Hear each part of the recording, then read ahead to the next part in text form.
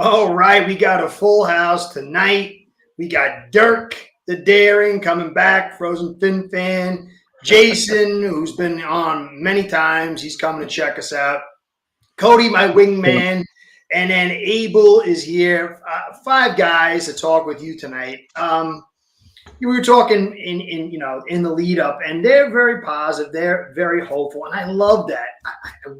I think I'm the most dour, which is probably normally me, of the crew. So we're going to talk about to them and look at the positive side of things. I think there's a chance we can win. But we're going to dig into all of our guests and what you guys are thinking about this team going into Texas. I forgot what somebody was saying. Maybe everybody was saying we can't lose one more game. Texans, if we can pull this off, I mean, it's a lot of rocket fuel to some kind of hope. So that's what we're going to be talking about. We'll talk about anything you guys want to talk about in the comments. Any of you guys want to go through, we'll go right to left. No favorites. We'll start out with Jason talking about whatever you want to talk about. But if it's outside the game Sunday, then just also touch on the game as well. So Jason, and everybody here, Success, Cody, Abel, Dirk, you guys say what you got to say as we go through this, because I really want to keep myself out of it because I'm just real dour on things. I want this team to do well. I've been waiting my whole life, and covering this team just it's been tough, and I'm very, very down on things. I didn't like to see the OBJ thing, so I want to stay positive. I want to feel good. So we're going to get into what everybody thinks. So Jason, give us your lowdown, whatever you want to talk about, but definitely hit on the Texans game. Yeah, no, if you want to talk, well, we can, if you want, we could talk about the Texans game, and then after we can maybe go. All right. We'll look ahead a little bit, Man, you should be doing this. Maybe we're going to get you to run the show here, man. Smart. Yeah, no, but I mean, because I definitely have opinions on both, but if you want to kind of stay on topic, we'll stick to the game first. Right, but this week, So this week, I definitely think we have a chance to win. Now, I wouldn't say that I like our chances to win, but I don't necessarily feel like the Packers game where it was like I felt like that was an uphill battle the whole time. You know what I mean? I just didn't feel like that was a good matchup, and I just didn't like the whole just on being on a short week. I do think the Texans have some things going for them. They have they're coming off their bye week, obviously, week 14 into the year, so they got a little bit of some guys rested, probably healed up. Now, one thing that I do think they do have a vulnerable. Like I think we're going to be able to get them in the passing game. Now they do have an opportunistic defense. They have a pass rush. So on offensively speaking, I do think we'll be able to score some points. And if we could just limit the turnovers, I don't, running the ball, they have a really good run defense. So I'm not really, and our run game hasn't necessarily looked very good lately. So I kind of like what we're doing though. Those little screen passes, those are that's our version of the run game. How they use HN, because I don't think HN's not the guy to run up the middle anyways. Little guy, bang between the tackles.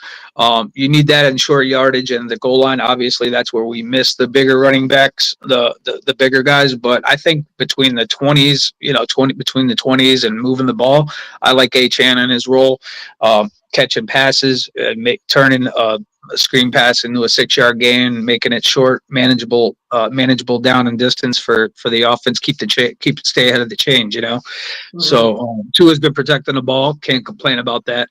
And Tyreek, Waddle have been more involved lately, along with John, who I think's been probably one of the biggest contributors here to why we're doing so well too. Jonnu Smith definitely stepping up. Now, defensively, I think there's a few things that are going to cause us some problems, but I don't want to see – I hope we don't blitz as much this week with Weaver because I will tell you right now, if they go with a blitz-heavy package, whether we're getting pressure or not, I just think that's going to – Nico Collins will destroy this team. Like, he's big, he's fast, he will destroy us if we start blitzing. I've seen them do it where they hit these little screen passes and it goes 80 yards. Like you just can't. And Dell's twitchy, Tank Dell. And other than those two, though, They only have really two receivers. They got a good tight end, but he's not going to make a big play or anything. He's just kind of a guy who's a solid blocker, pass catcher. So he'll keep but they have a weak goal line. They have a good run game with Mixon's having a career type year, one of his best years. But Stroud to me does not look comfortable. He's not playing like Tua is right now. If you can force him, whether he's under pressure or not, if you can just force him to not come off of his first read, or if you get bodies around him, he's not accurate right now. He's not making the best decision. I think there's some opportunities there for the defense, but I just don't think that they should go into this game blitzing as much as they have been. So we'll see what happens. I mean, I do. What do you think, Jose? I want you guys to answer this. Jose, who's great guys, who's supporting us over here. Do we actually have a chance, considering the Texans' pass rush is a strength? Do they have a receiving core of wellness? You talked about most of that. Does anyone want to add anything to that?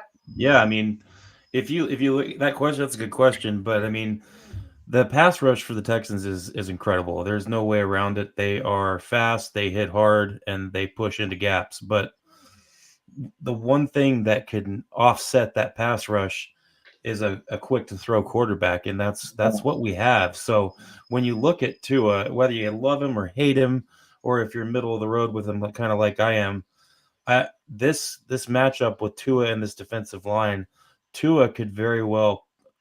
I don't want to say it without knocking on wood, but he could completely negate this defensive pass rush for the Texans, just as long as he sticks with the quick throws, and as long as our offensive line can give him at least a couple seconds. No more of Liam Eichenberg laying down on the line, and no more miscommunications, because that's the one way that their pass rush will get to Tua. As long as that doesn't happen, Tua can operate on them, and if they don't bring a bunch of extra rushers, Tua's going to have a night. He's going to have another one of those days where he just like he has been having the last 7 games, 70% completion percentage and 300 yards. And that's kind of the way that we're going to have to win this game. Like you said, Jay, that's what's going to have to happen. So. Yeah, the quick passing game. I agree. That's offsets a good pass rush. Well, the thing is, for me, the way I view it is, you could play a team. So when we played the Packers, they were down their best corner, really good safeties that could play that high. I think Cody was posted someplace that someone evaluated. They do a lot of single high safeties, one single high safety, and so they have 3 solid cornerbacks. Hewitt's pretty good in coverage. So with that pass rush, they're going to be able to they're not going to get to us quick enough. And you throw at 1.94, you throw at 203. It's like, we're really operating 75, 80% of our passes at. They're not going to get there quick enough. But they'll probably have enough talent to rush those 4 and then drop to 7. And then you're going to talk about, can we stay consistent? And then when we get into the red zone, I think we'll move up and down the field. But will we be able to score in the red zone? And so they are a little dangerous because they've got 3 potent pass rushers, so they can rotate guys and to be fresh. And they've got pretty good safety, and they got 3 guys that are solid in the coverage department. And so I think that is a dangerous thing with the Packers. They had a pretty good front. They were physical and big, and they had good safeties, but the cornerbacks were a little dicey. So for me, it's red zone, and I think, we're going to have to put points on. So I think I agree on most of what you said, but they're fresh, and having 3 good corners and 3 good pass rushes and a pretty solid linebacker, that's not a friendly combo for what we like to do. It's going to come down to that run. We're going to have to run. They're a little weak inside. And so, Paul could be a big piece of that. I think he's a mover. He's a guy who can move guys. So anyone else think anything else? Yeah, I think, we want Tua to throw the ball. And if he's hot and the receivers are open, like that's our deadliest weapon on this team is the passing game. But I think this has to be a Jeff Wilson right game. Like, Yeah. we have to have these fresh, like Wilson's as fresh as he's ever been in years, I got to think, right? And Wright's just chomping at the bit. Those guys, they fall forward. Like I know that Achan's there's not been a lot there. The running game just looks like crap. People getting blown up in the backfield. It never looks like we get a push ever. And Achan's not going to run anybody over. But we need some fresh guys. And I think it's more for attitude and like setting the tone to go on the road. We have to run the ball. I get scared if we're like, okay, I hope Tua and the wide receivers can light it up, because that's the recipe to lose all the big games when you can't run the ball. So I think for me, that's the key. That's what I want to see more than anything, a physical running style from some of our backup running backs. You know, that's me right now. Well, Mostert's back this week, so he Mostert will said be he'll back. play. I don't think they're gonna keep 4 running backs active. They usually don't do, like when Mostert and Wright are healthy, they'll make Wilson inactive on game days. I mean, but go ahead. Yeah, normally that's how they do it. Yeah, I didn't know Mostert was back. Yeah, he said he'll play, so he's good to Yeah. go. He's And our he best hits shot the, right yeah, now. he hits the hole hard, man. So Yeah, great vision. he's always good in the red zone. So that'll be nice. Yeah, in the red zone, Mostert. Yeah, I mean, he's definitely. The thing with the Texans is their strength is their run defense. They are not a lateral fast team. You want to get them moving this way, Sideways. not Yep. not upways. Yeah, so I don't think pounding the ball is an Adam would be the best way to move the ball against them. Personally, I don't personally think so, but we'll see what they. I mean, I think if you're salting the game away, or like you said, if you want to set the tone. But this is an indoor game. There's no weather. It's going to be a fast track. This is the game for the Dolphins to use their speed. I mean, you know what I'm saying? A game for them to take advantage of a December game late in the year. This is it, on the road in a dome.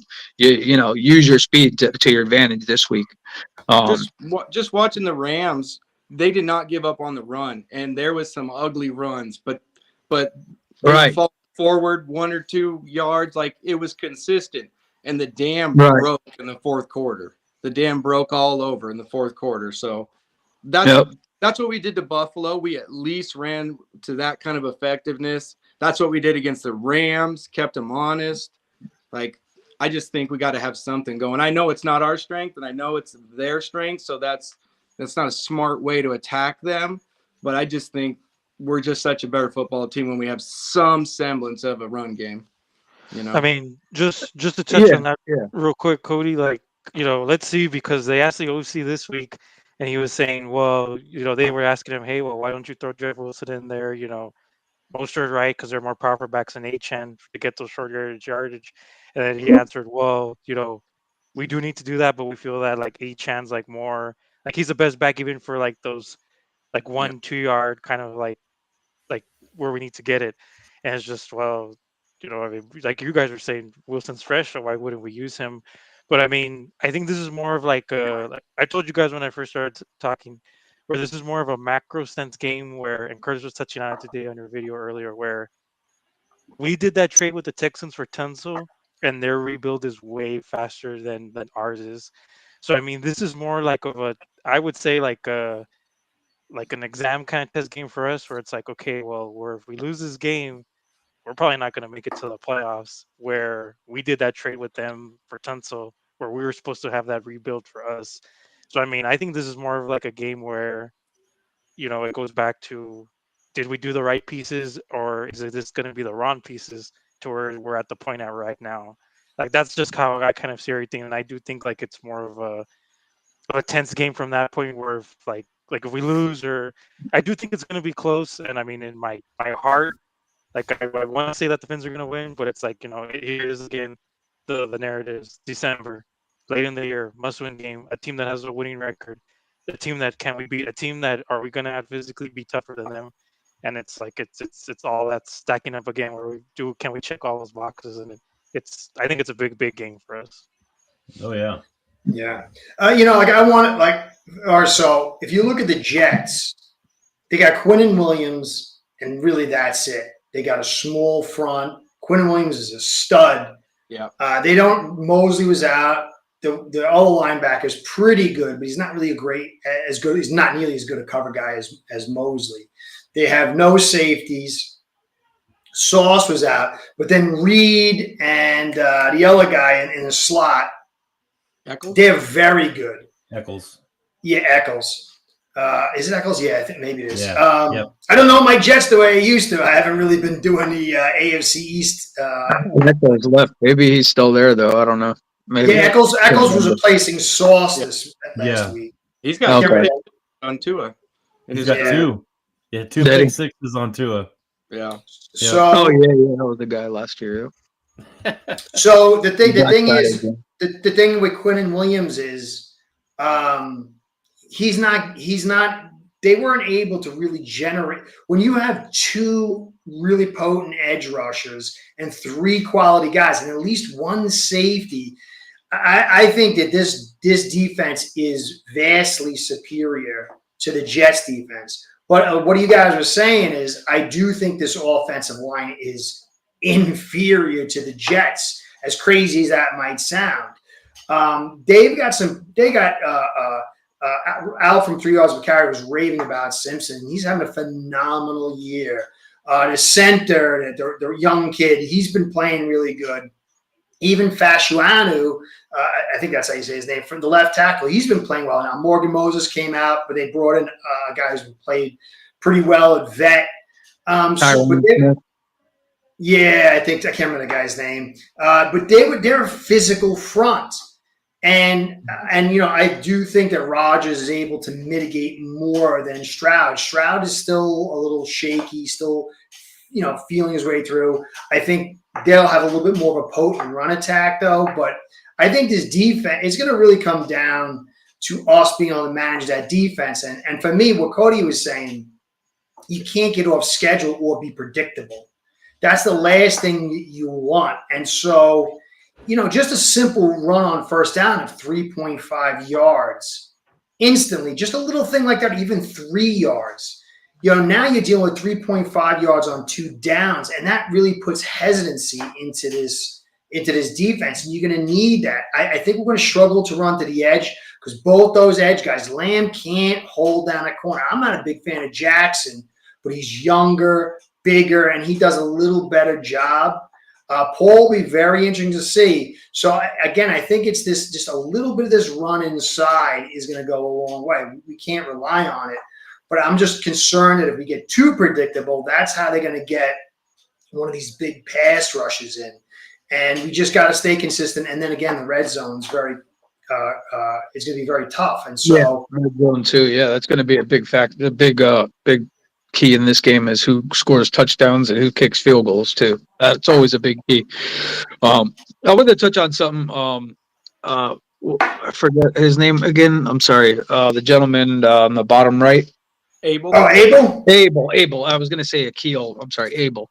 Because he said that the Texans were ahead of us on the rebuild. The funny thing is when we traded Tunsil, they were finishing up one of their run, I guess, with Deshaun Watson and all them. They were kind of finishing that season up, and then they kind of rebuilt. And the thing is, though, how are they really? I mean, they're ahead of us because they're younger in more spots, but they also play in the worst division in football, and you know what I'm saying? They have a couple of easy wins. I don't know. I wouldn't necessarily say the Texans are a better team than the Dolphins. Now, when they had Diggs and everybody, all them, I would probably say they were better, and they're a more balanced team with Mixon, but I don't necessarily know if they're a better team than we are. They have won a playoff game, so that counts. But anyways, they're in a division. They got a home game. They play 3 of the weakest teams in the AFC every year. If you were to pick 5 AFC teams that are weak, the Jags, the Colts, Titans. I mean, those are the bottom of the AFC every year. So, but what I was going to say this week, the reason I think that they use 8chan a lot is when we lost Austin Jackson. That really kind of like, I think Achan maximizes, I think at least in McDaniel's head, he's not going to pound in between the tackles, but I think he can like, you're not tipping your hand when Achan's in, you can pass, run, and I just think when Achan's in space, he maximizes the yards. Like, he can catch a little screen pass and get 15 yards out of it, or he can get 6 if there's nothing there. Like, we saw how many times teams were covering that screen. Teams have kind of caught on to it a little bit. HN still gets 7, 8, 9 yards all the time. And I think that for not only the offensive line being such a weakness on the team as far as getting push, I think that they just use HM because he can pretty much maximize getting yardage as opposed to, but even though I don't agree with him on short yardage and goal line situations, I think that you should have Mostert by the goal line and, Wright mixed in more between the 20s when you are going to run on like 2nd and 4 or 1st and 10 or whatever. I think that there should be some more early down work for Wright. But I do see why they use HN quite a bit as like the starter, you know what I mean? Because it just fits what they're trying to do with speed. He wants speed, and mismatch, and whoever he can get in space is going to create a big play opportunity. And I get why McDaniel does it now. Even though a lot of people don't agree with it, I get it. You know what I mean? Yeah, we should have built for pass balance, but we're not able to be pass balance. So you've got to lean into what you're good at. I think there's a certain level of commitment that you need in the run game because if you get too one-dimensional, it hurts you. But Achan's your star, and as you said, you put him out there and he can always, you never know when he's going to go flank out into a wide receiver position, and that scares the heck out of teams. I do think that you've got to, diversify a little bit when you get into these short down situations. Yeah. And maybe you don't want to tell so much, and I kind of get that. But the worst thing you can be is predictable in the NFL. And so I think HN does offer that. Unfortunately, though, in certain settings, and because of the way we can block, it does make us predictable. There's nothing we can do about it. So you got to make the best of what we have. And you don't want him taking those hits either up the middle. So that's why they don't run him like between the tackles, because between the D tackles is because they don't want him, the little 190-pound guy getting sandwiched by 200-pound linemen. He's an absolute star. I was going to ask Stroud. If you go check Stroud, the OC lost his mind. I think over the first couple of weeks, they had like less than 20% pass rush mitigation between screens and play actions. But if you go over the last couple of weeks, they've doubled and sometimes almost tripled their pass rush mitigation.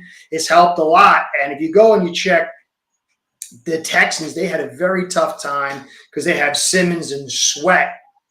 It'll be very interesting to see if Sealer and Campbell – and then you got Shop. This is. I mean, I like both their tackles. I think it was Alf in one of the comments talked about how they got lots of penalties. They do, but they're still very talented. But there is an opportunity there. But what they're doing is just adding a lot of pass rush mitigation, and so the Titans does offer some hope. But I think a lot of it was the bad OCing, just really overhyping or misrepresenting what your offensive line can do and just giving them too tall of a job. So that's and there's also something here.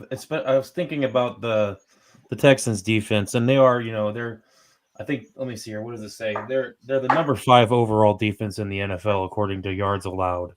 And here's a little bit of hopium, as Curtis says. I want to throw this out there. A little bit of hopium. Let's just talk about this really quick before we go too far into this. Their defense is great. The Colts, the Bears, the Jaguars, the Patriots, the Colts again, the Cowboys, and the Jaguars again. The only team that they've beaten that has a winning record or is any kind of a good team is the Bills in that overtime win or right before. Every other team they've played is trash.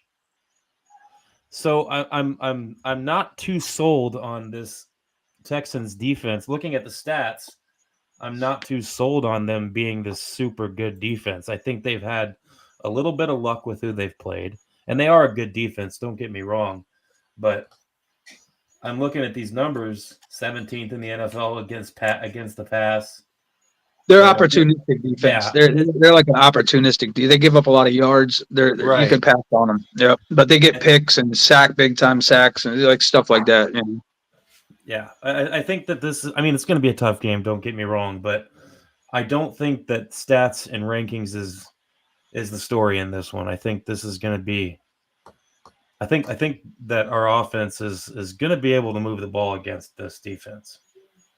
Well, the one thing to think about is that, yeah, I'm not saying my evals are the best. I'm not. It's just the way I do things, and whatever.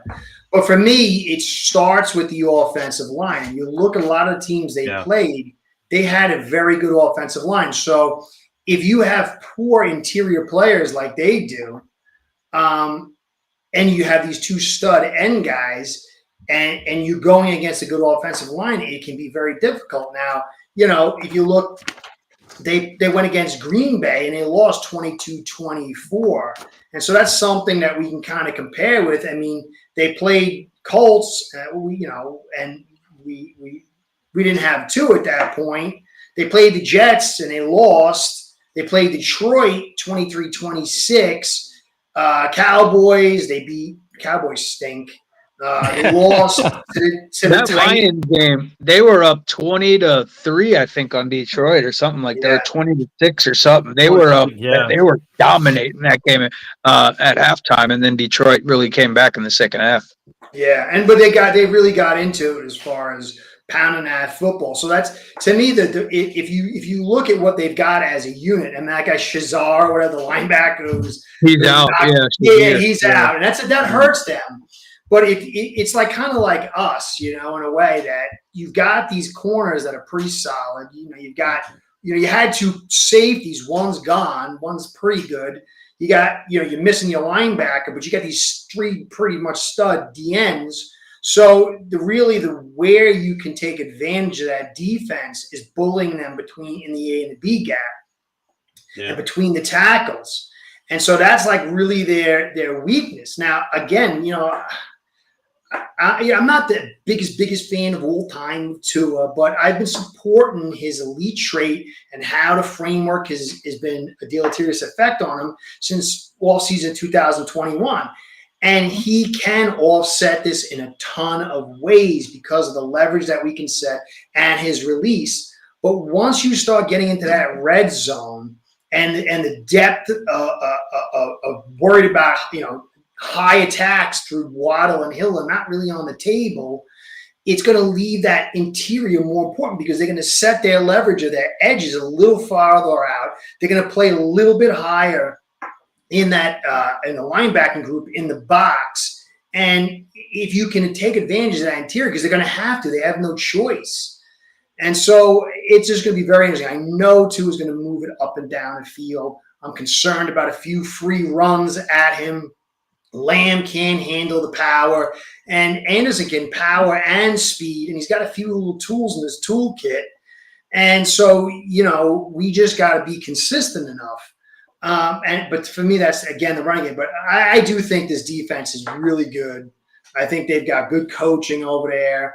And I think if you have a good offensive line, you can hurt them. But if you don't, and we don't, I mean, some people are big on Brewer. Some people are big on offensive line. I'm not one of them. I like Brewer, but he can't move anybody. He can't really drive. So we're probably going to have to do a lot of gap and movement and angle blocking. And that can get finicky. It could be big, but it can be finicky. So I don't know. I do believe in his defense, but I do believe that because they're weak inside on defense and they are weak inside on their offensive lines, there's opportunity. But do we have the ability to attack that? I don't know. It'll be very interesting. Does anybody know why our offensive line did, fairly well against the pass or for pass blocking against the Jets, but when it came to the run game, they were taking naps all over the field. Does anybody It's usually the other way around. It Yeah, was it should be we the other threw way through around. 75% of our passes at 1.94 seconds. Boom. Jazz is And fast so, again, see, if yeah. you have to remember that Maybe you they've know, been focusing so much on pass blocking in practice they forgot how to run block. Yeah. well, the thing is, you got to remember the Jets. I don't like their defense because what it is, it just says, "Hey, we're playing man. We're not blitzing. We're very vanilla. I'm going to rely on our talent of our defense to overwhelm you." But their defensive front isn't there besides Williams. Mosley's a But they huge. lost Jermaine Johnson. They lost Bryce Yeah. Huff. They just got And- Reddick back. Yeah. Yeah, How and many then times- and then they lost Sauce. So they Tua carved them up in a lot of ways because they're basic and they're But not they are as talented basic. as They are. play a zone man match. They play like a half zone, half match. They do like but it is a basic defense. If you know the weakness of it and they're not getting a pass rush, you can and you can run on them and you could beat them. Yes, but they're tough pass defense, a very tough pass defense. But you can run on them generally. That's how it is. Yo, they're Normally- terrible inside. Terrible inside. Normally, Oh, I hang agree on, about Sauce. Hold on a second. I just want to add Yeah. Jonathan's his not little, but his questions. So I would say, in some ways, I agree. And then iDog had this Texans already won a playoff game and division title. But to what Jason was saying, the division is not tough. But they're in what, year 2 now? I think. Is it year 2? Right, well, see, because they hit on Stroud last year. So, and again, I think playing in that weak division really helped them, look a lot better than Optics. maybe like if they played in the division with Buffalo, they probably wouldn't have won a division last year, and they probably, who knows if they make the playoffs or not. But I mean, who's to say they would have finished better than us last year if they played in our division with us and the Bills? It's just. I mean, they are ahead of us though as far as accomplishment. They won their division. They won a playoff game. You can't doubt that. I would say if for me, the way I'd evaluate their head is because they've got 2 tackles that they can rely on. Scruggs is a competent left guard. They've got their tight end in Schultz. They've got their quarterback. They've got their running back for at least another year or 2. They've got 2 wide receivers. They've got 2 stud D ends. They've got a stud linebacker. They've got 3 quality corners. They got at least 1 safety, and these guys are young pieces that will develop. Hit in their draft picks too. A lot of them are draft picks. Tank Dell, Nico Collins, Stroud. Those guys are not even Schultz. They got free agency, but they drafted Cade Stover from Ohio State. Good tight end. They got Stingley. Stingley in the draft was like the number 4 pick. They got Petrie in the draft out of Baylor. They got Will Anderson. Man, you're good, man. You should be running this show. But a lot of them are draft picks that they drafted, and that's how you build a team. Right. That's what I'm saying. Yes, that's where the Dolphins are complete failures. They can't draft, and I think that we have the most impatient organization in the frame, because they can't. They did the same thing in 2000 and when they went after Sue, and we got like Philip Wheeler. What was the other? Donnell Ellerby, and they got like Ndamukong Suh. They spent all that, and then they got Mike Wallace, and it was like a very, impatient. Even though we were kind of on the right track, they tried to jump. They weren't ready. You could tell they were not ready. They were not a D tackle away. They were not 2 linebackers away from being a Super Bowl team. They just were like very impatient. So just like this rebuild, they go with 20, 21, and then they would scrap the whole thing. And okay, we're going to go all in. It's like, I think that 2020 season, because we were better than we thought, a lot of people, because we went from 2019 winning 5 games, and in 2020 we won 10 games and missed the playoffs. But we weren't really that good in 2020. We just had a good defense. We had kind of a, and then we started off 1-7 in 2021. So it was like, I didn't think we were good in 2020. We just had a really good defense that played above their head. And, but then again, false hope. You start thinking you're better than you really are. And then you start. I think the only thing, John, I would disagree with you is that if we had kept Fitzpatrick in, we would have had a much better high level. But I mean, that team was not winning a Super Bowl, bro. That team might not. No. But we're not that good. No, but for me, like if you follow this kind of the right build out, you look at Pittsburgh, you look at the Ravens, you just try to build yourself to be Add a piece successful. through the Yeah, draft. and you just keep building though, and you're winning, and you might not win the Super Bowl, but you're developing something, and you keep Right. filling those pieces in until you finally make it. I thought, and it's not. I think this is just my take. I think that two was forced in by Greer or Ross, and that began a division, a divide, and a breakdown. To me, Gailey was essential. Gailey was. I hear people making fun of Gailey. He did so much. Tua wasn't ready. He didn't know the playbook. There's no way he could know the playbook. He wasn't physically healthy. He was rushed in, and it really set everything else to a failure. Gailey could have been here still, tooling up the system, getting to, but to me, though, I thought Fitzpatrick was the guy for 2020. Yeah. Yep. And I think that everything was, I didn't like, one thing I didn't like though is that Brian Flores' reliance on Byron Jones and Xavier Howard. We couldn't find cornerbacks without paying an ultra premium. And I think there was like a bottom that was going to kind of drop out unless something substantial happened, because Noah wasn't the guy. But, I agree. What they're doing, yeah. If you see what they're doing in Minnesota too, they're very reliant on those man coverage. They blitz a lot. He's got the front seven. But he's been doing cheap guys though. They're doing cheap guys now. They don't need the premium guys now.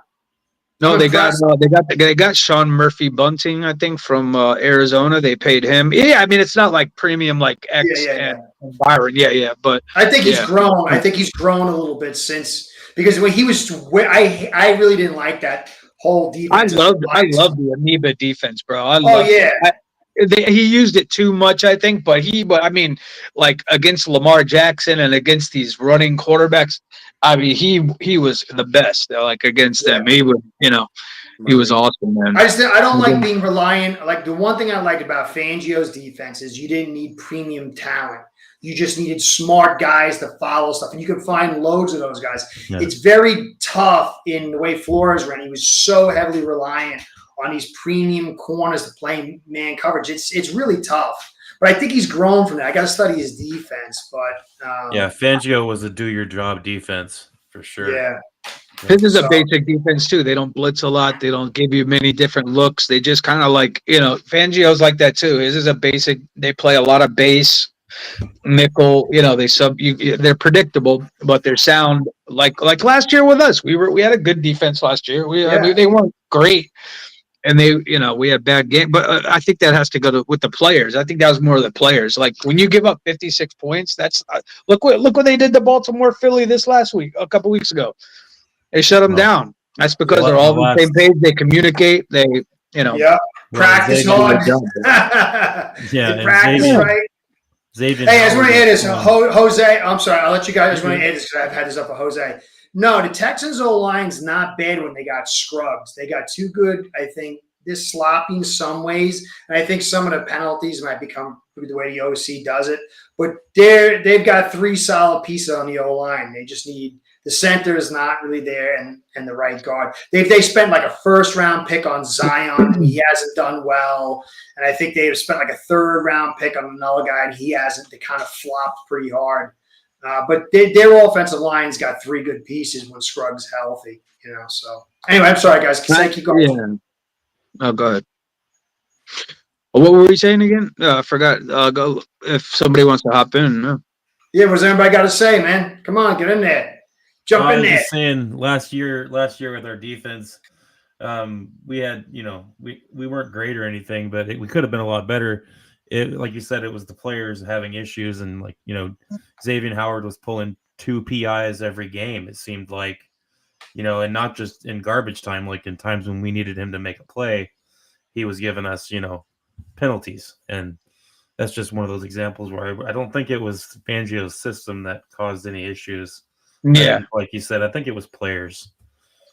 And the linebackers, I think we were missing the middle, a really good, because you see they got Zach Bond in Philly right now. He's a baller. Yeah, he's a good. And then they got the 2 young corners, Quinyon Mitchell They got Cooper DeJean, and they're young guys, and they're still playing real well. But they got the 2 D tackles too, though, in the middle with Yeah, they got a Carter lot of and talent. Davis. And that's you can't run on those guys. It's just a good sound defense. You could tell Fangio, what he's doing there. It's a better fit for him in Philly than it was here for sure. Yeah, I just want to get to Eric. Eric, so if the eval is the Texans aren't that good, then how we respond to it, I think, is critical because the Jets, they're a division opponent. You got to give it a little bit extra, but they're not that good. So if the Texans aren't that good in your evaluation, then we should have a close game. So it'll be interesting. I don't think I think Stroud still showed a lot of greenness. I think Eric had another one about the O-line is a complete joke, but a lot of that, it's not the offensive line. I think they changed. I think they wanted to do what the 49ers do, which is very low pass rush mitigation. But Stroud really can't handle that. He's not he doesn't process fast. And, Right. Even like Tua, we protected him in a lot of pass rush. Like intense pass rush mitigation for a long time. But now you could see, I still don't get how people say this guy doesn't read. I'm watching the film and the guy's going, he's going like three, 2, like 3, 4 reads. I don't know how you say that. I'm not saying he's the greatest of all time, but I don't know. Well, he does the thing with Tua. If you realize the concepts, like he doesn't scan the field like progression and progression and progression. Yeah. What he does, and how they design their route concepts is that what Tua keys on is he looks at what one defender does or one or two defenders do, and if this defender takes this guy, then he knows to go to that guy. If that defender takes that guy, he knows to go to that guy. He's not standing there going 1, 2, 3, 4. You know what I'm saying? Yeah. He's more or less reading. He knows where he's going to go with the ball. He just doesn't know if it's going to be that guy, this guy. Like he'll have a few different options in that area, but he's usually reading 1 or 2 guys. That's where he really needs to develop his game. And, because he's not, physically, we know what he's going to be. He's not going to be the deep ball thrower. He's not going to be throwing out, zipping out routes like Justin Herbert. He's just not his game. But he needs to work on line of scrimmage, in my opinion. And I don't know if this is coaching or what, but he's got to. We don't give it to him because we have all right. We get. But we don't know. But it seems like they don't. But he's got to get better at reading. If he can be like the Breeze or somebody, like when he gets to the line and he knows what he's seeing. You need time. And he can play that chess game. Right. Well, you need time, yes, but I'm saying that's what he needs to. Yeah, that's of what course, 100%. That's the next. Because Jordan Love, it was the first year in a starter, and he was doing it last year. So I don't know. I think it's got to be coaching or it's got to be something that's not. I would say Jordan Love. With Jordan Love. You guys got to remember. Let's not forget that the first 8, 9, 10 games of the season, Jordan Love was not good. Right, but you're gonna make mistakes when you're learning. That was literally his first year. Yeah, but you're watching Tua, and let's think about Tua from last year. And I have to say this in every video that I make, especially these last 7 or 8 weeks. Every single time I put a YouTube video out, I have to announce this. I didn't want Tua to have a $50 million a year contract. I wanted him to play on his fifth year extension. Right. Most people do. If we watch him last year, you're talking about, you see him going through his progressions and reading the field in these plays, even when he's only got a couple seconds. Last year, we hardly saw that. Yeah. Right. He does. He's better with bodies around him too. If you notice.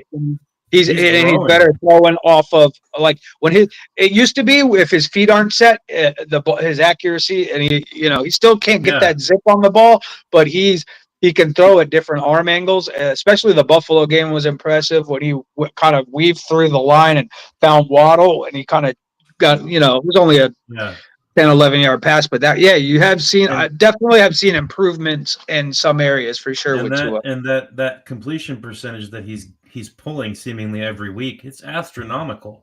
And the fact that he's managed to put this together for this many games in a row, I mean, there's only one player that's done that 70% or higher for 8 games in a row, and that's Joe Montana. Yeah. And now we have, this is his 8th game coming up. And it's insane to think about. I'm not a Tua-neer, but Yeah, no, yeah, I me mean, either. the man is learning. He hasn't hit his ceiling. That's obvious because we see him growing every year. I mean, I just we've talked about it on here before.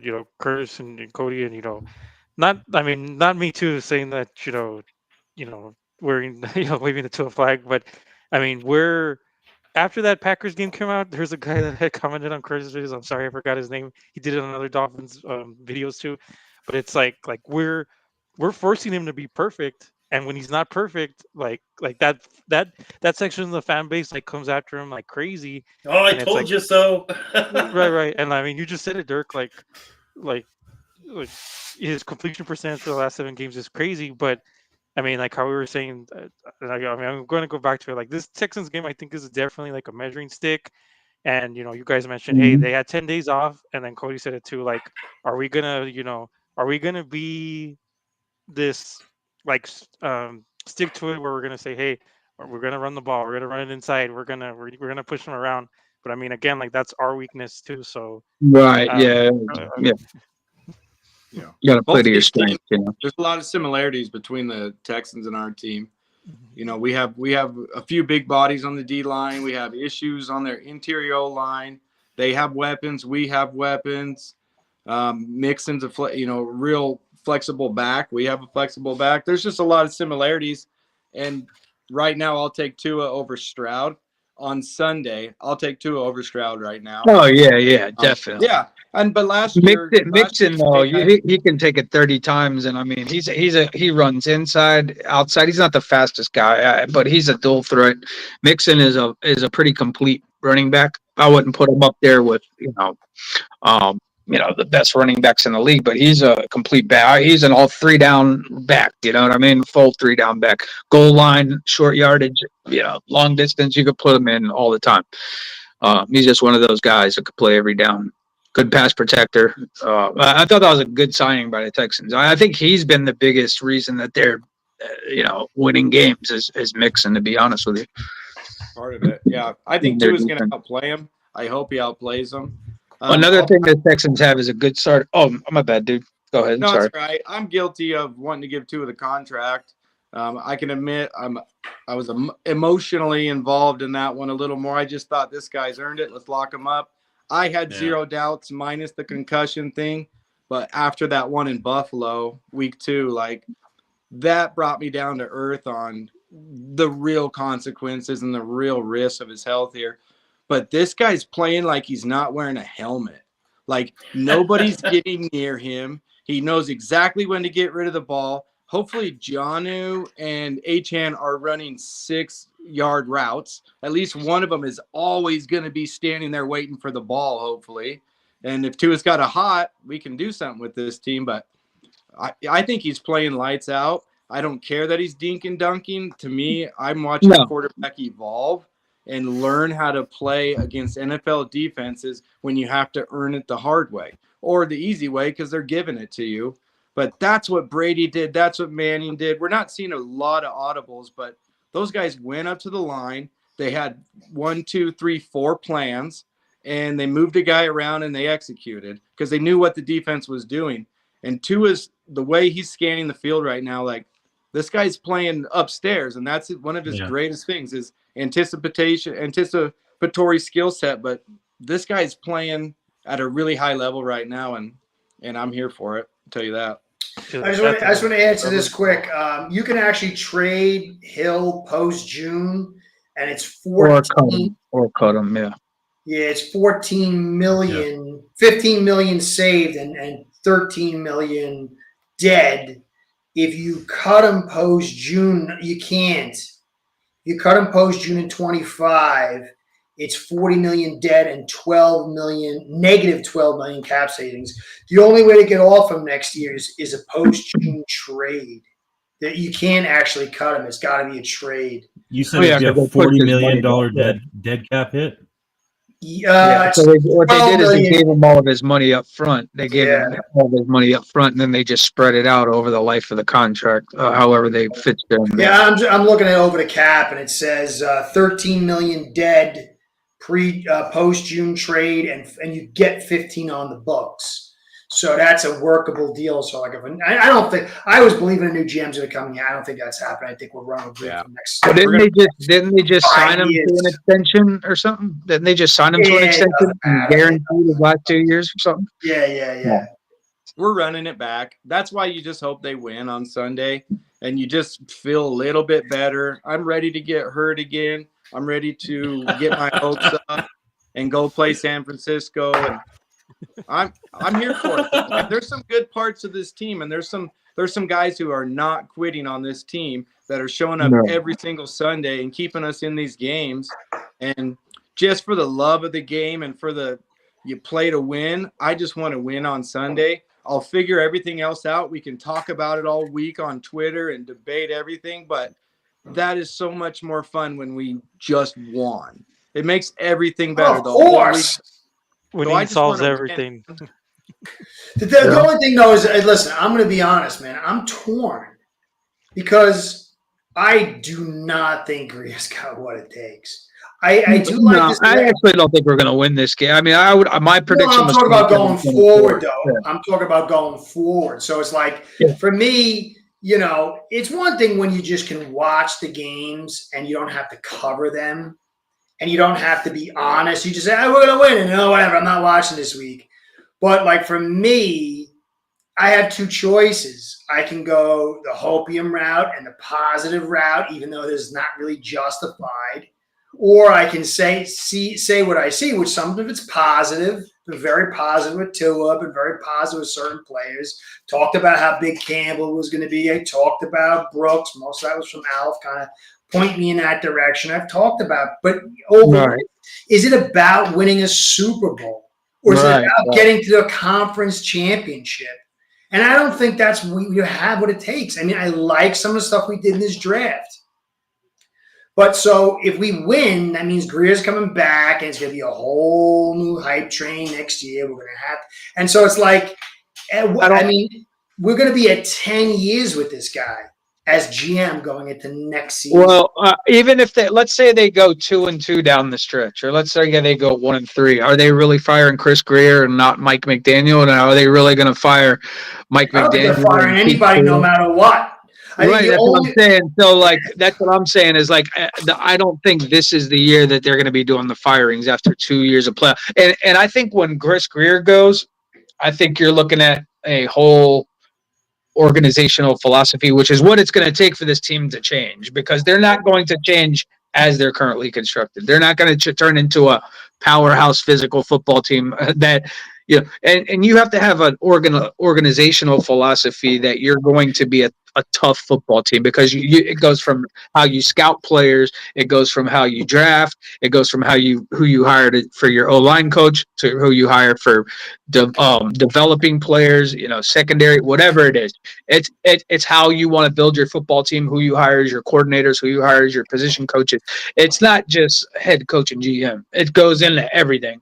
And your organization, once you get the right GM and you get the right, leadership, that that's the kind of football team you want to be. You morph and you start becoming the team you want to be. But they can't go into the draft next year and go, okay, well, now we want to be a tough team with all these dead contracts and these older players and these. I think we have $3 million. Listen to this. Yeah, we're 32nd in cap space, or 31st or something in the 2 years. We got 36 total guys signed. That's with Chubb. And I mean, you can cut them post June and get $20 million, save $9 million. We got $4 million plus. They're going to add to the cap. But for Chubb, you can get rid of Chubb and you get $20 million. You lose $6 million, but it's got to be post June. Yeah, that means you can't even use your money. You can't use Tehran money. You can't use Hill if you want, but you're never going to. You can't use Chubb money. You can't use any of that in the free agency because you can't access it till post June. There's a couple things too. You can only post June 6th designate 2 players. So you can't do Chubb, Armstead, Hill. You can't do all them. You can only do 2 per year. And Chubb, that's why, like, they say he's questionable this week. I honestly don't believe that he's going to play unless they're in it the last week or two. I think they're ramping him up to play just in case, because if he gets injured, then that's $10 million. Yeah. If he can't pass a physical in March or April, that's $10 million that we owe him for injury guarantees. So I would be shocked if he plays this week or next week. And if we're even out of it, I would be surprised if he plays at all. But if we're still in it the last week or two, maybe he plays just because they'll risk that, But that's about it. What in my about Cameron opinion. Good? Yeah, I don't think it would be a big shock if we won, Cameron. I think we Yeah, he's not. But I would be shocked if we got destroyed too. I think this team is so mercurial that like anything's possible. Like we have so much talent and so many holes. Who the heck knows? But that's kind of like, you want some Incongruent build, consistency. like you like to say, Gerd. Incongruent, up and down. Well, like the Packers game. Let's be honest. The Packers game, I didn't think Tua played well that game until the second half, but that was when we were already down 21-0. Now, there were other problems. He's not the reason we lost, but I didn't think Tua played well. Out of the Rams game, didn't think he played well in the first. We can't get down. We can't have these first halves where we're full of penalties and Tua, misses passes or the offense is just not scoring points, and then we're down 3 touchdowns. Oh, and then we're picking apart zone defense when the defense is playing back. That's not, to me. Yeah, Tua had great stats and he played great in the second half. The team didn't quit. I give him all the credit in the world. But again, the first half, the team was a no-show against the Packers. So, it was a little too late in that game, and that can't happen. That's going to be key, and I think this week is how we start. And penalties are a big thing. Getting behind the sticks, on the road. Can this team, not shoot themselves in the foot? With the crowd noise, it's like. But the thing is, like, I just want to present my evaluation just because. I feel like the need, because I watched Dan Marino. Most of us here did, and it was it was so beautiful to see this gunslinger going down with his boots on, and most of the time, he beat the bad teams, and then he probably lose to the really good teams in the regular season with an occasional win here or there. And I'm talking about like in the 90s, in the late 80s. Yeah, and then he would go to the playoffs and he'd win the wild card maybe, and then he would get trashed in the second round. But there was no run game. It was like it was like pass or die, pass or die, pass or die. And you look at all these top quarterbacks now, and all of them have balance. Yep. All of them have offensive lines. And Tua is a darn good quarterback. But you have to understand, because of the way we've been created, it in one hand, it feeds his attribute and it drives defenses back. It creates those pockets underneath because of the speed. But on the other hand, the offensive line's so bad and we can't run inside that the defense set their leverage up to make it extraordinarily difficult. And so he's able to cruise some of this stuff. But every time we go into a bad environment or against a complete team, he starts looking bad. You look at Love. Love had balance. Well, he wasn't running 100 yards, but the ball was being run. We were blitzing inside. We were crunching our looks. He was able to work legitimate play action, and you don't ever see that with Tua. And I'm not saying Tua was the greatest thing since sliced bread, but the offense has to have initiative. Once the defense knows what you're doing, you're half screwed.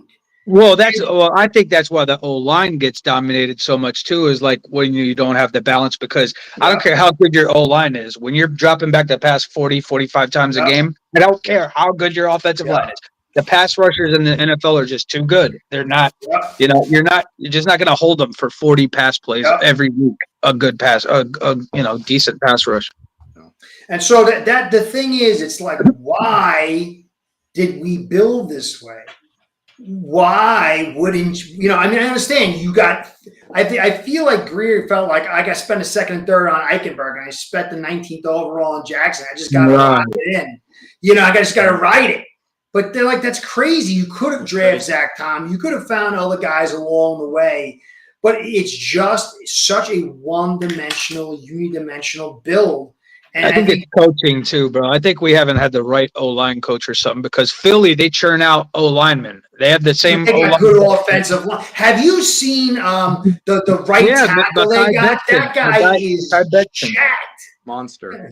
Oh, Landon Dickerson? Yeah. I mean, look. Did you see the guy? There he goes. They brought Becton in. I mean, look at the size of these guys. Profile. These guys are freaks. Eichenberg, like you see, you walk him and his pants by his butt is hanging. It's like grandma build, like this is not a guy that's going to move anybody. And Brewer, I like him in a certain degree, but he's small. He's not moving anybody. Jones, really big guy, but he's slow. Tehran's phenomenal, but he's old and beat up. Jackson, I don't know what's going on in him. He just doesn't move any. But, we don't have studs, man. We don't have any real studs. But look around the NFL. How many teams have a really good O-line? I just think it's hard. Okay. Minnesota, Tampa is doing really good. Oh my God, Tampa's O-line is awful, bro. They're awful. Did they have a couple of weeks ago? I live in Tampa, bro.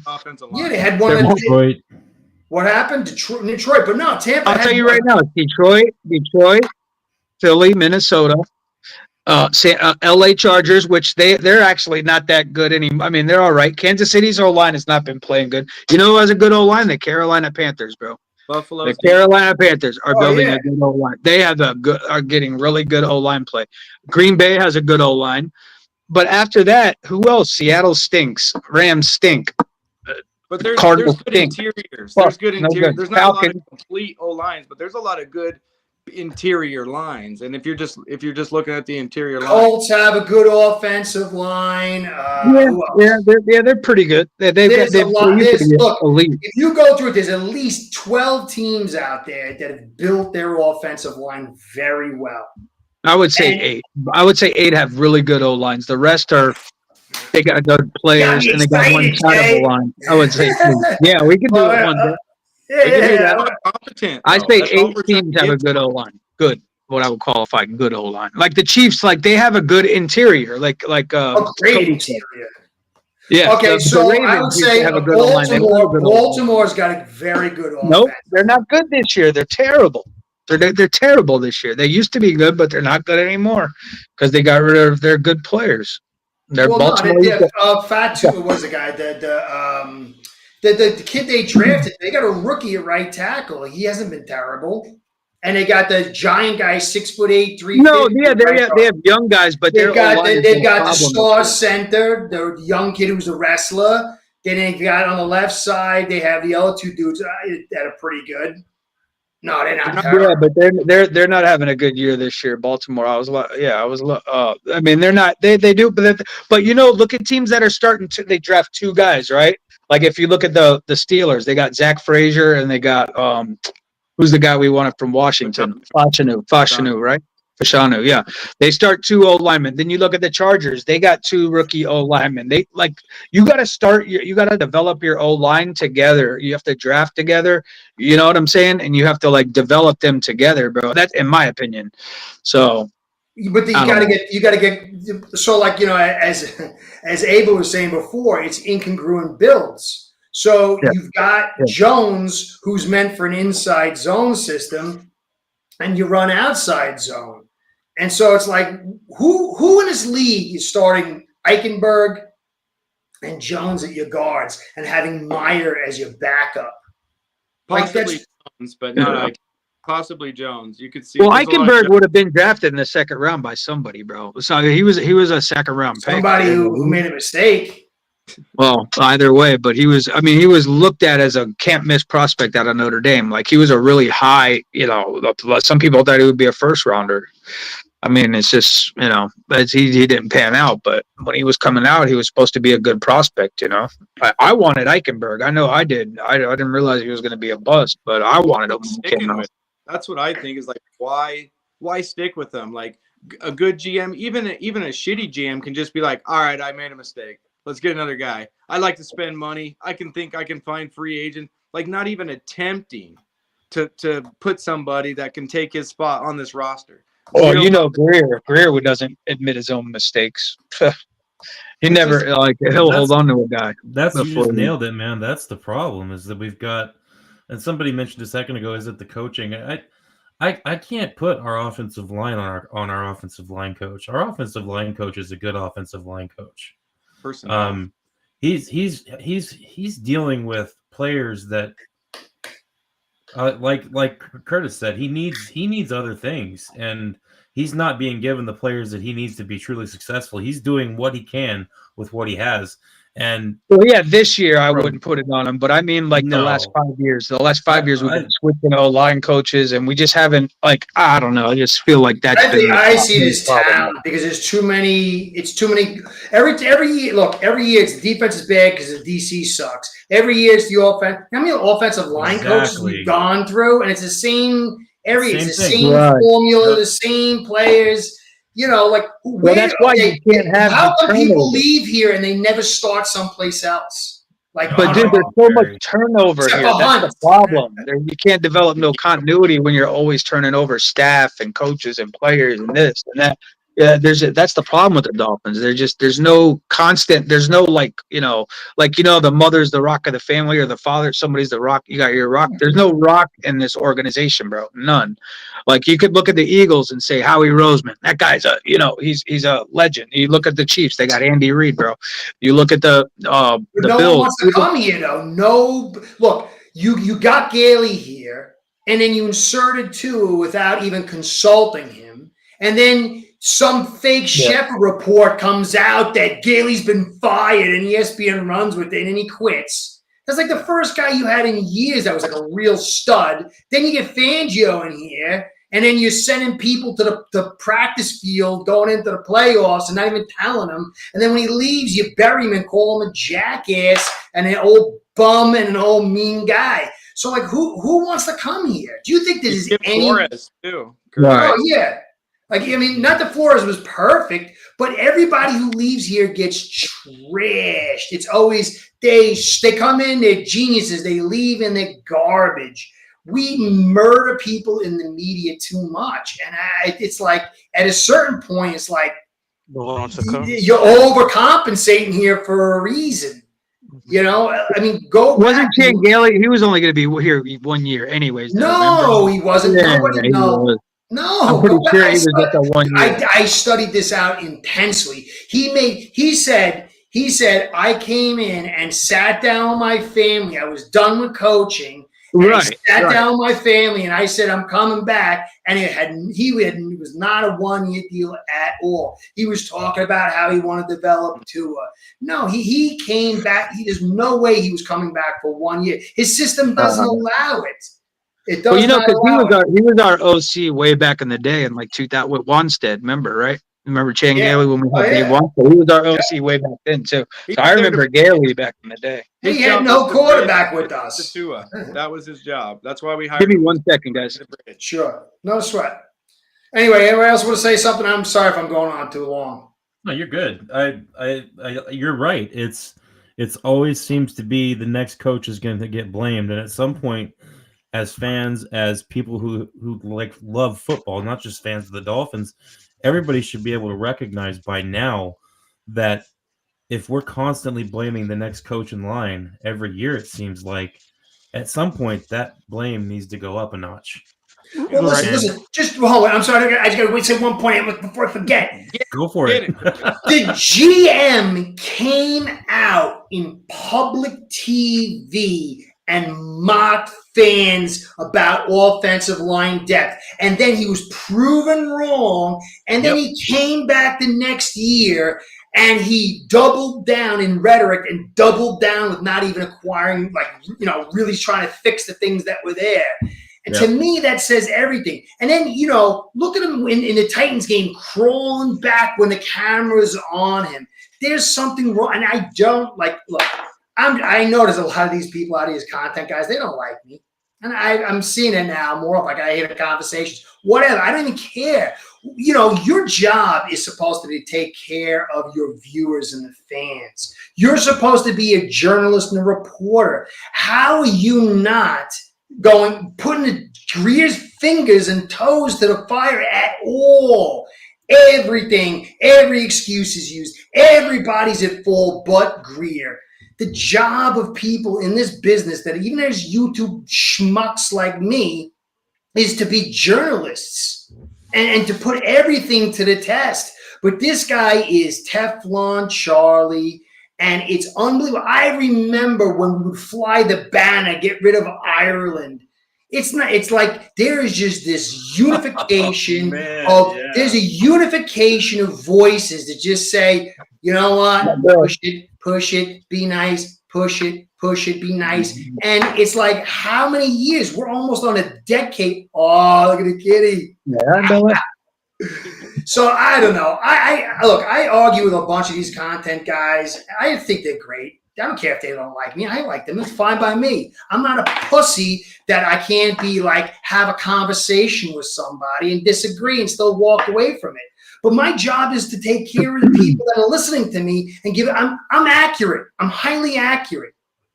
I'm not, it's like, why? Because I don't make too many of these things, and my job is to be honest. How is Greer after all? Well, he went to the playoffs twice. Well, if we don't go this year, we crap out. What's the rationale? How many, 10 years, 50 years with this guy? It's a joke. I don't say this to disparage any of these other content guys. I totally disagree with some of them on some of their stuff, but every one of them provides something great. But you got to take care of this. This is retarded. How long are we going to do this for? Gase, Flores, Fangio, and when?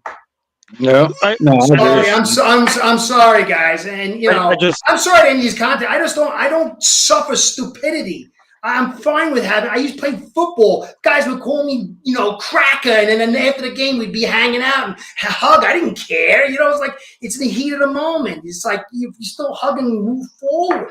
You know what I'm saying? I don't know. I just want to say, Curtis, and just kind of what Dirk was saying, like right when you made your video last week of does Fangio's exit set the playbook?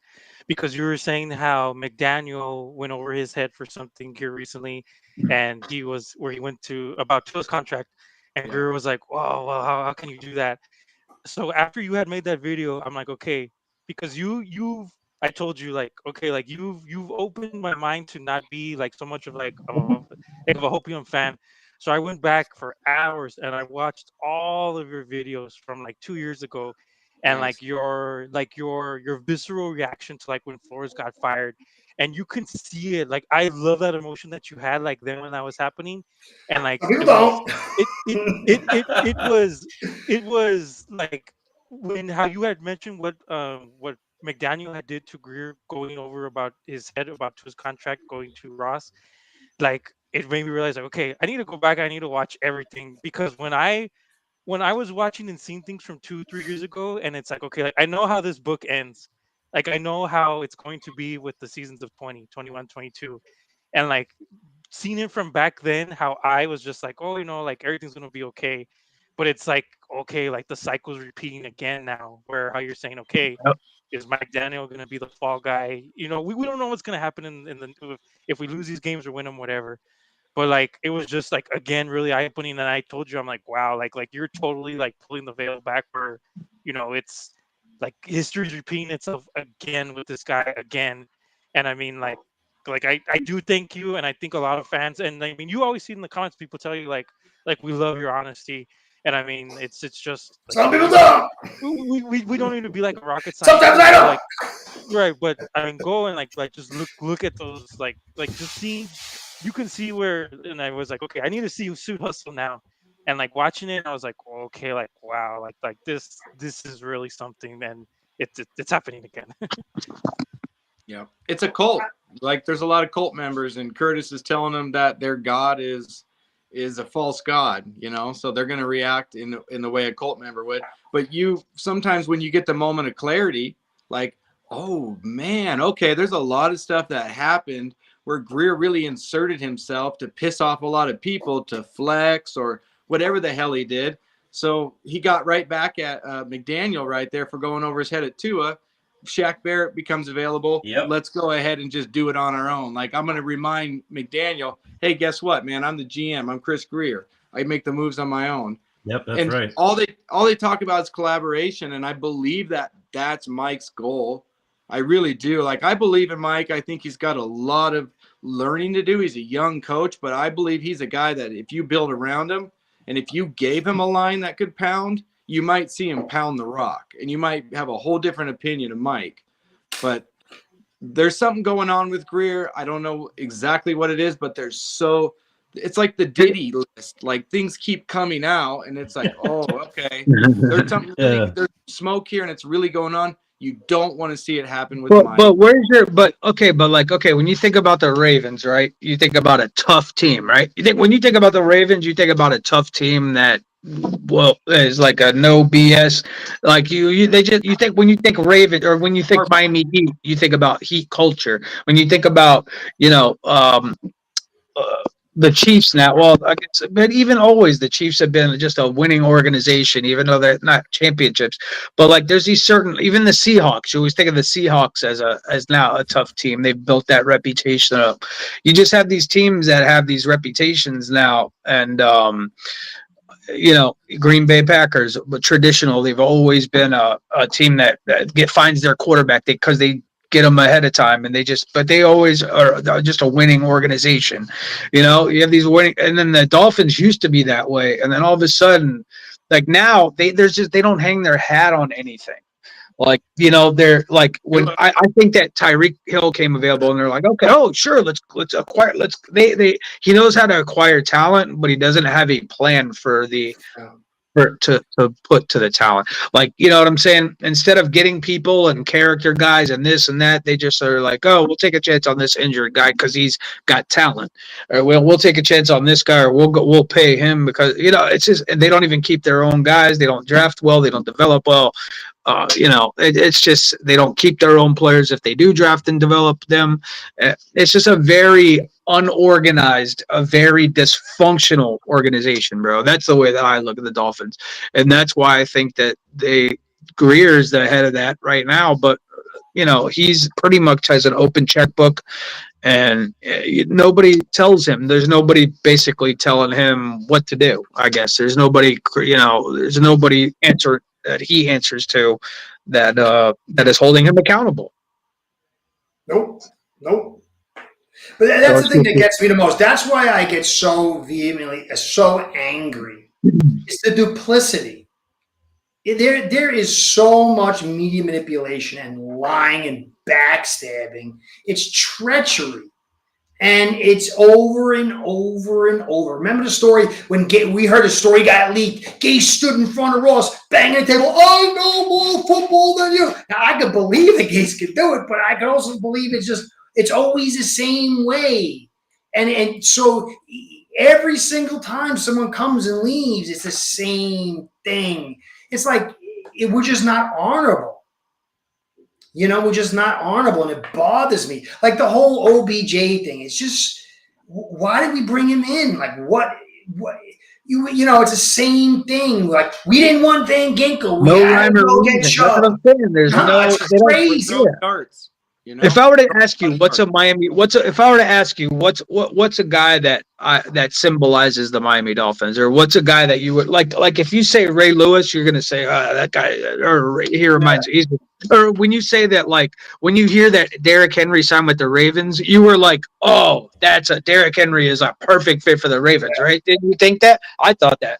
Or like, and then it's like, but like when the Dolphins sign somebody, it's like, do you think that that's a perfect fit for them? Like, I just, what's our type of player? What kind of player do we look for? Do we have like people that we like? I feel like this team they won't check anybody off the box if they're talented or if they're this. They only look at talent. They only look at upside. They don't look at like character. They don't look at like non-negotiables. Like, they will not draft this guy no matter what. Well, you know what I'm saying? They're just not that type because they don't discipline themselves. There's no accountability for themselves. There's very little character. But that's what I'm saying. There's just no rhyme or reason, bro. I don't know. Well, when you have somebody who has low character, then they blow by the wind. So a person with character is able to stand there and say, hey, you know what, this might not be the most easiest environment, but I'm going to stand by my principles and the hold to my Right. God. We are a low character organization. I don't know about if it's Ross or not, but I know Greer's got no character. He's got no character. Look, all Greer had to say is, hey, you know what? It was bad. He said, well, one day I'll tell you what's going on. We find out Van Noy was cut to spite Flores. And then we heard about how people can't get along and it's all about Flores. He's got no character. He'll hang anybody. He'll lie about anybody. And he knows. And he acts like he's better than you and he knows more than you. You know what I'm saying? He acts like he knows more than you, bro. Dude, he mocked the fans. Who on earth would do that? Can we get him on? No. Somebody contact Here's him. the thing. I didn't know Think if he about knows this. it. He doesn't Cam hate Smith. Why do you think we drafted Cam Smith? Let's take a wild guess. his son. He was a roommate with his son. Right. Yeah. It's like Well, unbelievable. There's one thing here that like, we draft Cam Smith. That's okay. It's all right. Don't worry about it. Don't worry about it. Cam Smith, he's going to be great. He got rid of Fangio. Now he's going to be great. And then he sucks. And it's like, we find out it's because, his son, and nobody says nothing. It's just like, nothing. Ancient. Chop. Come on. Focus on it. I don't know. It's a game, dude. I'm from New York. I grew up. My family were liars of liars. I know liars. You could see it on him. You could see liars. I don't understand how people can't see it. Dirk, Yeah. were you saying something, Dirk? Everybody's sitting here talking about this, and we started out kind of, somebody mentioned that, coaching staff is part of, maybe partly responsible, but the way we're all talking, it sounds to me like we all know what the problem is, and the problem is that we have a GM that doesn't communicate with the people below him, the coaching staff. We have a GM that doesn't take into account what our coaches are wanting in the draft or in free agency or on the waiver list. This is a GM that doesn't appreciate the opinion, the knowledge, and the experience of the coaching staff underneath him. And we have a pretty good coaching staff. Mike McDaniel is the one that's really young, but he's learning, he's growing, he's doing better. I can see that. Surely everybody else on this panel can see that as well. He is improving.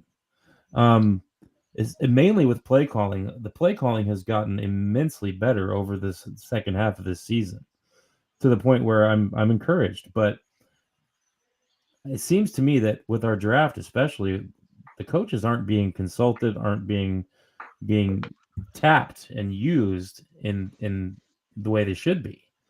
If Butch Berry had a couple first and second round offensive linemen 1 year, if Butch Berry got that, or look at Dalton what happens. Wright, like that is such an upgrade, dude. Yes. So in this team, always when it comes to drafting, they're always. I'm sorry. Go ahead, bro. Go ahead. No, just thinking about Shaq coming out. Like, if you don't ask Weaver, I just don't know the thought process. Is like, okay, Shaq, is it a moral? Is it like, oh, you did me wrong, Shaq, so I'm not even going to give you a chance on this team, despite that we really need you? Or is there more? There could be more we don't even know. There could be stuff we don't even know. But I don't think the problem is that he didn't unsign him. The problem is he didn't communicate, say, hey, to McDaniel and Weaver, hey, either A, I got Barrett, what do you think we should do? Or B, I decided no, but I want to let you know before you go out to talk to the journalists. It's got to be one or the other. I don't care if we sign him or we don't. But how do you let McDaniel and Weaver walk out? I'm sorry, Abel, go. I'm starting to get excited. What's the big deal if he doesn't tell him? Like, why wouldn't you tell him? Like, there's nothing wrong with telling them. They're on your team. It's disrespectful. It's the same thing. Look, it's data points. You tell. And Jose is right. We do get guys on here that have got character, but we literally signed people and didn't tell Fangio. Just had them show up to his practice field. That's data point one. Data point 2. He just sent Weaver and McDaniel out to media to look like jackasses by not even telling them. 3. Dude, he's telling everybody Flores can't get along with people, and he ships out Flowers for a 7th-round draft pick. He was the best offensive lineman you had, and he cuts Van Noy to spite him. And somebody forced 2 in without even telling Gailey, and Flores didn't even get a chance to do it because the media found out if we could tell the team. Why can't somebody who likes Greer just say, hey, that's freaking screwed up, man? That's like a lot of data points. They just say, no. How do you let that pass? That's a guy with no character. Last year, we had guys, I had said it, Fangio sucks. Everybody said Fangio sucks. Not me. After week 1, I said, I love this guy. He's better than what I thought. You're an idiot. You're an idiot. And then we start doing good. And then we start struggling. I'm like, hey, look, it's plagiarism failure. These guys are missing their assignments. This is no, Fangio sucks. But it goes back to the impatience of the organization. Like, okay, and I get it. The team hasn't won in 2 decades. I get it. The fan base is upset. I get it. Things haven't gone our way, and I get the reason for being impatient. But you still have to have a plan. And you still have to have no character. You have to say this way. Right, and you have to have a foundation. You have to have moral. You have to have something as an organization that, you have to have a power structure. You have to have there is this person answers to this person. This person answers to this. It's not just a collaboration of a big cluster. It's just not a big kumbaya where everybody's like, oh yes, oh yes. No, there's a power structure that needs to be in place in every organization. Everybody, somebody has the final word. You listen to input, but this person makes the final decision. Everybody knows it. I mean, that's how everybody knows it's Greer, but that's how Greer thinks successful he's businesses 4D are run, chess. bro. Greer thinks he's smart. Greer is the guy in total charge, and he thinks he's smarter than everybody. I think Greer tries to do too much. I think he tries to do too much for people. You know what I'm saying? I think what he does is he tries to do too much for his coaches, and he tries to do too much for his. And I'm not trying to. That's not a. I think that's a massaging narrative. I think it's no, but I think that he with Flores, he wanted to get Flores his corners. Like with McDaniel, he wanted to get McDaniel his speed or his running back. Instead of being a GM and doing the responsible thing and setting the culture, or I don't know. I just feel like he's very passive. When it comes to wheeling and dealing, he's not okay. I'm not saying I'm right. What I've learned from people is that, like me, I'm a loudmouth. You never have to worry about what I'm thinking because I'm always saying it. I'm straightforward. I might be a jackass. I might say things sometimes that are a little too pointed or whatever. Put my foot in my mouth. But Chris Greer is the guy. He's real quiet, and you never know what he's thinking. And if you're quiet, he's nice. But meanwhile, he's cutting everybody from behind. Soon as he's very passive aggressive. You can tell. Who would send their coaches out with the night? I mean, who would send Pratt to Fangio, famous Fangio, send players that is so passive aggressive and weak. You know what I'm saying? That's what I'm saying. He's weak. It's not a strength. It's a weakness because I think you have to be if you're a GM, you're the boss, bro. You're the boss. Everything goes through me. Everything ends with me.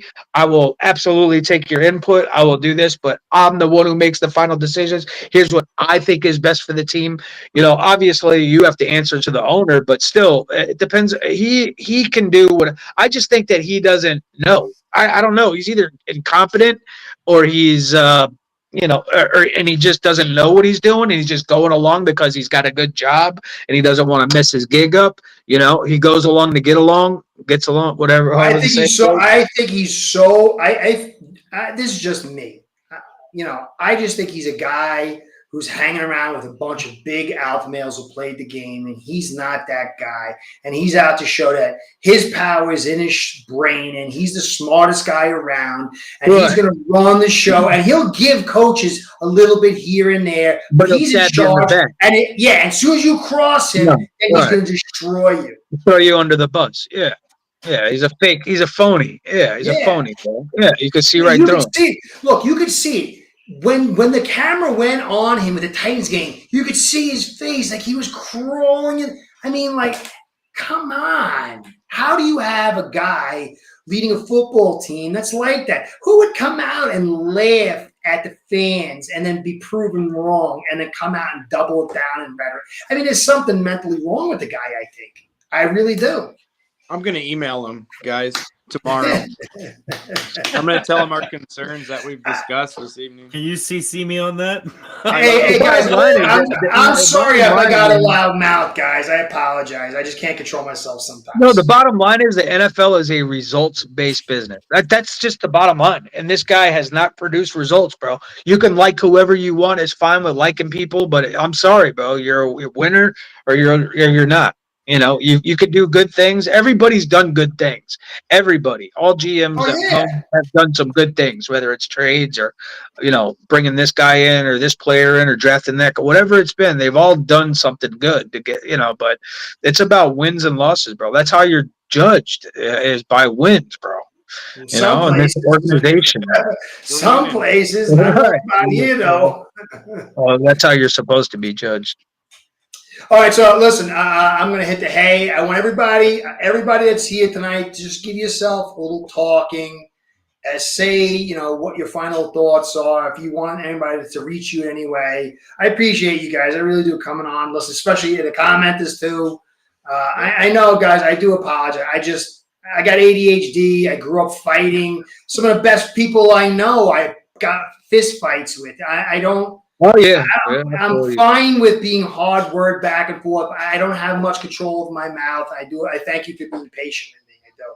So Abel's kick it off, and we'll roll out of here. I appreciate all you guys. I really do.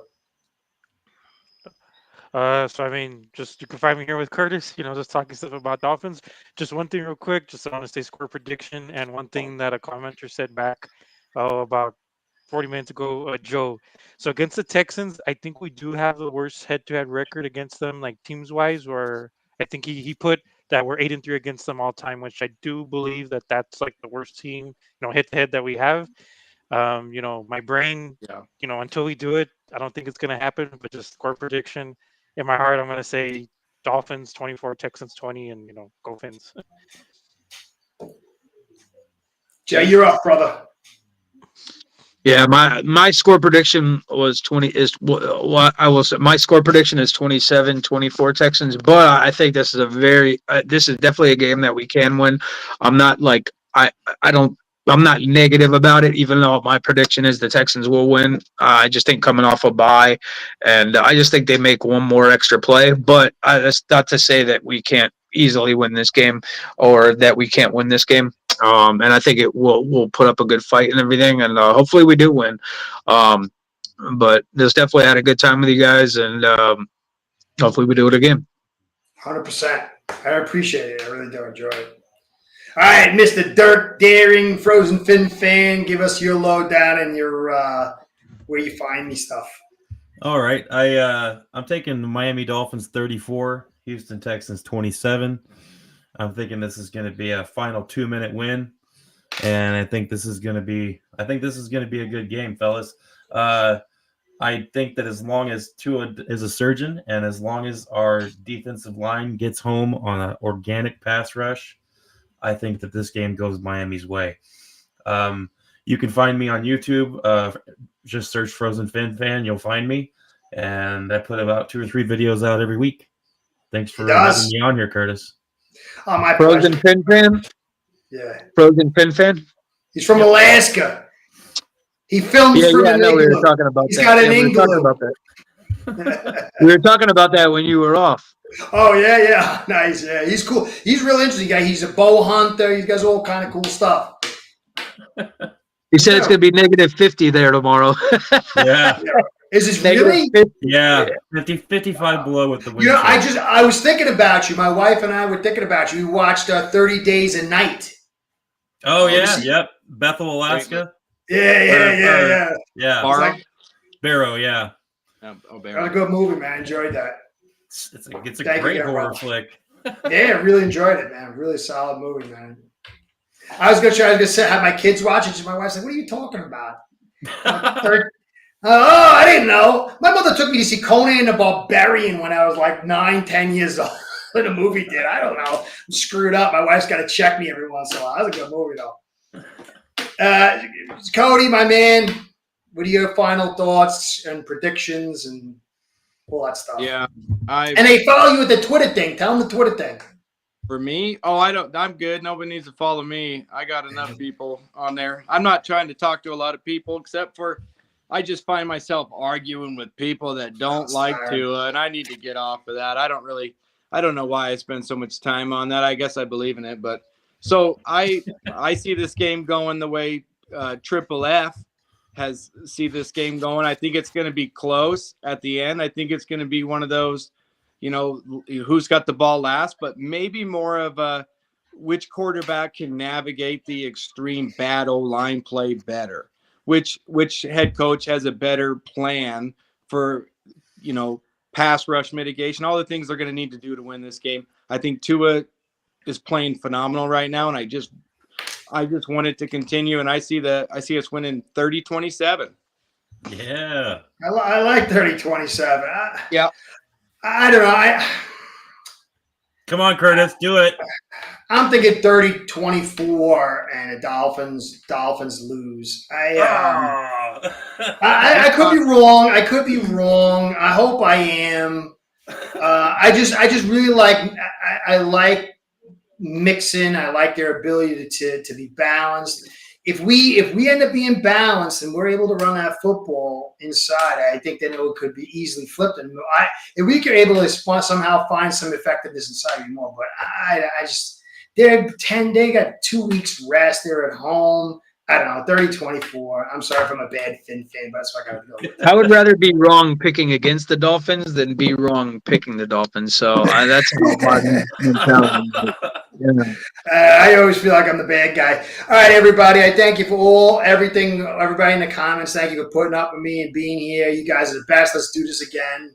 Go Fins. Go Fins. Let's hope Curtis is definitely, baby. Let's go. All right, guys. Thank you again for everything. Good night. All right, guys. Take care. Night, gentlemen.